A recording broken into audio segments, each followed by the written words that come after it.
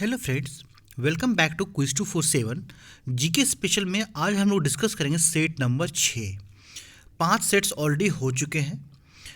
दोस्तों, हमने छोटा सा बदलाव ये किया कि जैसे मैं डाल रहा था एसएससी सीजीएल स्पेशल डाल रहा था, लोगों को ये लग रहा था कि ये सिर्फ एसएससी सीजीएल के लिए है। ऐसा कुछ नहीं है, जीके स्पेशल किसी के लिए नहीं होता, इसलिए हमने उसका नाम हटा के जीके स्पेशल ही रख दिया। सभी एग्जामिनेशंस के लिए इम्पॉर्टेंट है। हम हर एक क्वेश्चन पे पॉइंट टू पॉइंट डिस्कस करेंगे। तो आते हैं बिना विलंब के क्वेश्चन नंबर 1 पे। पहला क्वेश्चन है, इंदिरा गांधी नहर परियोजना नहर किस नदी पर स्थित है? क्या क्वेश्चन है पहला? इंदिरा गांधी नहर किस नदी पर स्थित है? आपके पास 4 ऑप्शन दिए गए। पहला है सतलुज, दूसरा है रावी, तीसरा है चिनाब और चौथा है ताप्ती। इसमें से क्या जवाब देना है कि कौन सा ऐसा नदी है जिस पे ये इंदिरा गांधी नहर स्थित है? सही जवाब जाएगा सतलुज को। ए इसका सही जवाब है। अच्छा, अब आते हैं इस क्वेश्चन पे। जो इंदिरा गांधी नहर है वो किस राज्य में है? तो यह है राजस्थान में। किस राज्य में है? ये राजस्थान में है और इसका पुराना नाम था राजस्थान नहर। क्या नाम था? राजस्थान नहर के नाम से ये इसका पुराना नाम था, या फिर इसको राजस्थान की मरुगंगा भी बोलते थे। लिख लीजिएगा, अगर आ जाए कि राजस्थान की मरुगंगा किसे बोलते हैं तो इंदिरा गांधी नहर को बोलते हैं। हालांकि ये क्वेश्चन देखा नहीं गया है, फिर भी नॉलेज के लिए रख लीजिएगा। आते हैं क्वेश्चन नंबर 2 पर। बहुत अच्छा क्वेश्चन है। जो मुगल सम्राट थे, मुगल वंश था, उससे क्वेश्चन ये पूछा गया है कि किस मुगल सम्राट को निर्माताओं का राजकुमार कहा जाता है? इसको था कर दीजिए, ज़्यादा सही रहेगा। किस मुगल सम्राट को निर्माताओं का राजकुमार कहा जाता था? ऑप्शन है आपके पास औरंगजेब, जहांगीर, शाहजहां या फिर अकबर। सही जवाब किसको जाएगा? सही जवाब जाएगा शाहजहां को। सी इसका सही जवाब है। ये क्वेश्चन कई बार देखा जा चुका है कि शाहजहां के बचपन का नाम क्या था? वो था खुर्रम। क्या नाम था? खुर्रम। एग्जाम में कई बार पूछा जा चुका, रेलवे में खासकर पूछा गया है। अगले क्वेश्चन पर आते हैं। राष्ट्रीय रसायन प्रयोगशाला कहाँ स्थित है? राष्ट्रीय रसायन प्रयोगशाला कहाँ स्थित है? नागपुर है, पुणे है, हैदराबाद है या फिर लखनऊ है? सही जवाब किसको जाएगा? सही जवाब जाएगा पुणे को। बी इसका सही जवाब था। दोस्तों, अगर ये वीडियो अच्छा लगेगा तो प्यार दीजिएगा, लाइक कीजिएगा, दोस्तों शेयर जरूर कीजिएगा। हर एग्ज़ाम के लिए बहुत ही महत्वपूर्ण है। टेलीग्राम ग्रुप से ज्वाइन करना ना भूलें, क्योंकि इस वीडियो का पीडीएफ विद आंसर आपको इस टेलीग्राम ग्रुप पे मिल जाएगा। साथ ही वहाँ पे क्विजेस भी होते हैं जहाँ पे क्वेश्चंस पूछा जाता है, ताकि आपको जो पढ़ाया जा रहा है उसका रिवीजन हो सके। तो टेलीग्राम ग्रुप को जरूर ज्वाइन कीजिएगा। अगले क्वेश्चन पे आते हैं। बंगाल का शोक किस नदी को कहा जाता है? कई बार एग्जाम में पूछा जा चुका है। बंगाल का शोक और बिहार का शोक। बिहार भी एक राज्य है, पता ही है। इसका भी एक शोक है, नदी है। ऑप्शन जगह दामोदर, गोमती, घाघरा फिर यमुना। सही जवाब क्या है? तो बंगाल का शोक कहा जाता है दामोदर को। ए इसका सही जवाब है। आते हैं बिहार की शोक नदी पे, तो उसका नाम है कोसी। कोसी नदी को बिहार का शोक नदी कहते हैं। कहीं कहीं कोसी और कहीं कहीं आपको कोशी भी ऑप्शन में मिले तो आप बिल्कुल नहीं घबराइएगा। अगले क्वेश्चन पे आते हैं।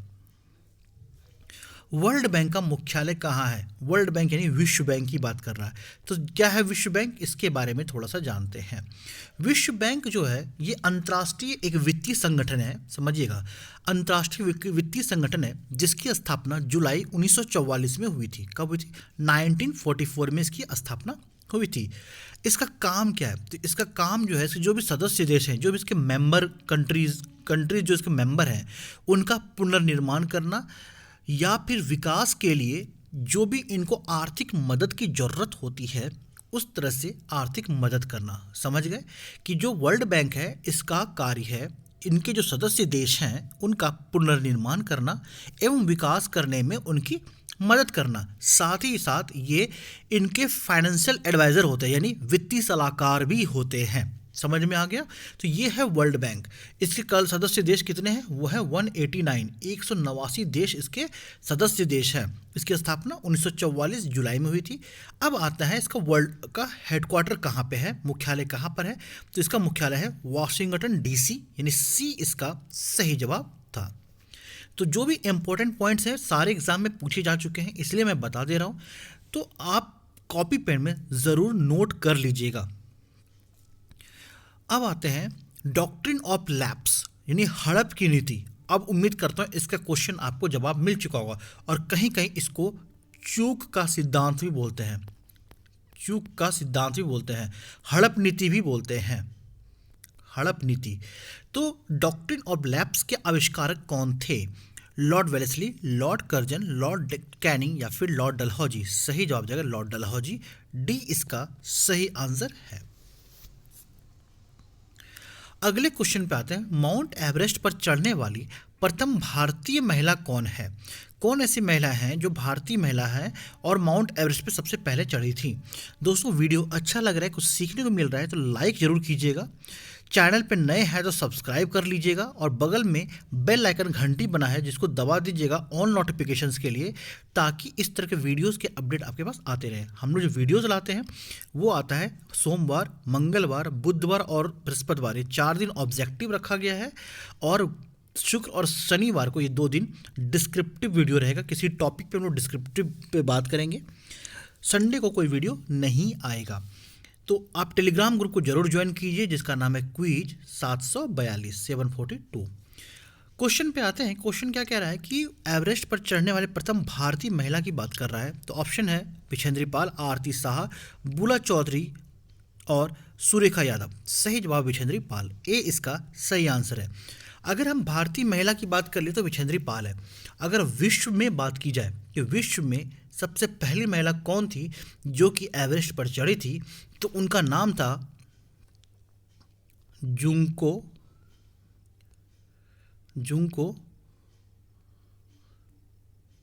ताबेई, जुंको ताबेई, जो 1975 ईस्वी में एवरेस्ट पर चढ़ी थी, और ये जापान की थी। कहाँ की थी? जापान की थी। अगले क्वेश्चन पे आते हैं, एंड्रॉन विद्युत परियोजना किस राज्य में स्थित है? एंड्रॉन विद्युत परियोजना, हालांकि ये विद्युत परियोजना अब बंद हो चुका है, जो भारत और चीन को विद्युत दिया करता था।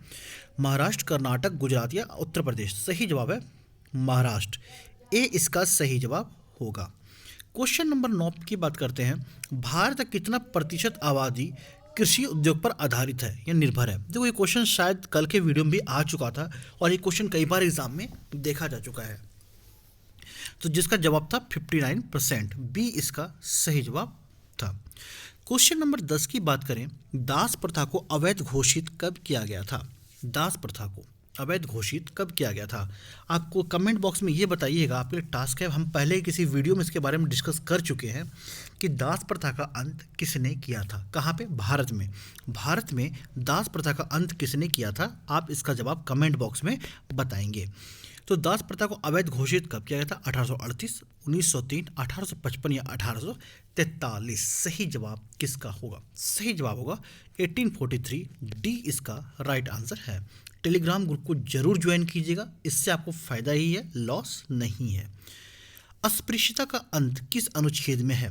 बहुत अच्छा क्वेश्चन है। अस्पृश्यता जिसको बोलते हैं छुआछूत, छुआछूत, इसका अंत किस अनुच्छेद में है? 44, अनुच्छेद 17, अनुच्छेद 14 या अनुच्छेद 51? सही जवाब क्या होगा? तो इसका जवाब है बी, अनुच्छेद 17 में इसका अंत दिखाया गया।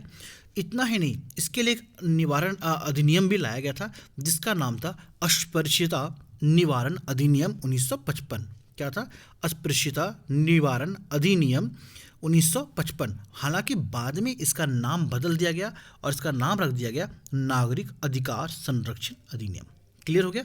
तो पहले इसका नाम था अस्पृश्यता निवारण अधिनियम 1955, ठीक है, 1955 में आया था। लेकिन बाद में इस अस्पृश्यता निवारण अधिनियम का नाम बदल के नागरिक अधिकार संरक्षण अधिनियम रख दिया गया। क्लियर हो गया? नागरिक अधिकार संरक्षण अधिनियम ये रख दिया गया। भारत में मान्यता प्राप्त कुल स्टॉक एक्सचेंज कितने हैं? बहुत अच्छा क्वेश्चन है। स्टॉक एक्सचेंज क्या होता है? स्टॉक एक्सचेंज वो होता है जहां पर निवेशित कंपनियों के शेयर का शेयर को खरीदा और बेचा जा सकता है। यानी एक टाइप का प्लेटफॉर्म होता है जहाँ पे जो निवेशक कंपनियाँ होती हैं उनके शेयर को हम खरीद सकते हैं और बेच सकते हैं, उसको बोलते हैं स्टॉक एक्सचेंज। और ये किसके अंडर होता है? तो ये होता है सेबी के अंदर। सेबी के बारे में एक अलग वीडियो हम बना देंगे। तो क्वेश्चन पे आते हैं कि भारत में मान्यता प्राप्त कुल स्टॉक एक्सचेंज कितने हैं? 24, 25, 23 या 19। तो पहले 24 स्टॉक एक्सचेंज थे, लेकिन एक खत क्लोज कर दिया गया। अब जो है टोटल है 23। सी इसका सही आंसर हुआ। 23 स्टॉक एक्सचेंज अभी प्रेजेंट में है। वर्तमान में संयुक्त राष्ट्र संघ के सदस्य देशों की संख्या कितनी है? यानी यूनाइटेड नेशंस की बात कर रहा है, जिसकी स्थापना 24 अक्टूबर 1945 को हुई थी। कब हुई थी? अक्टूबर 24, 1945 इसकी स्थापना हुई थी। तो कह रहा है इसके सदस्य देशों की संख्या कितनी है? 201, 195, 200 या फिर 193। तो सही जवाब है 193। डी इसका राइट आंसर था। संयुक्त राष्ट्र संघ में मानवाधिकार प्रस्ताव कब पास हुआ था? बहुत अच्छा क्वेश्चन है कि जो संयुक्त राष्ट्र संघ है उसमें मानव का जो अधिकार है, ह्यूमन राइट्स की बात कर रहा, तो उसका प्रस्ताव पास कब हुआ था? 1952, 1948, 1954 या फिर 1945। सही जवाब क्या होगा?